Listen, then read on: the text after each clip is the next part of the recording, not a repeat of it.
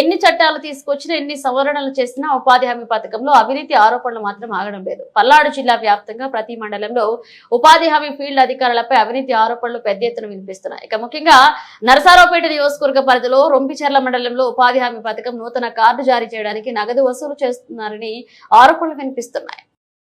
అలానే గ్రామాలలో నివసించిన వారికి, చనిపోయిన వారికి, గ్రామం నుండి పట్టాలకు వలస వెళ్లిన వారికి, గ్రామంలోనే ఉండి పనిచేయని వారికి మస్తరు వేసి నగదు తీసుకుంటున్నట్లుగా ఆరోపణలు పెద్ద ఎత్తున వినిపిస్తున్నాయి. ఇక చివరకు ఉపాధి హామీ పథకం ఫీల్డ్ అధికారి కొలతల విషయంలోనే పెద్ద ఎత్తున అవినీతి జరుగుతుందని కూలీలు కూడా మాట్లాడుతున్న వైనం. ఇక పల్నాడు జిల్లాలో ముఖ్యంగా రాజుపాలెం, బెల్లంకొండ, క్రోసూరు, అచ్చంపేట, అమరావతి, ముప్పాళ్ల, నకరికల్లు, సత్తెనపల్లె, కారంపూడి, మాచవరం మండలాల్లో ఎక్కువగా అవినీతి ఆరోపణలు వస్తున్నాయి. ఇక ఇప్పటికైనా సంబంధిత జిల్లా అధికారులు స్పందించి ఫీల్డ్ అధికారులపై చర్యలు తీసుకోవాలని ప్రజలు కోరుతున్నారు.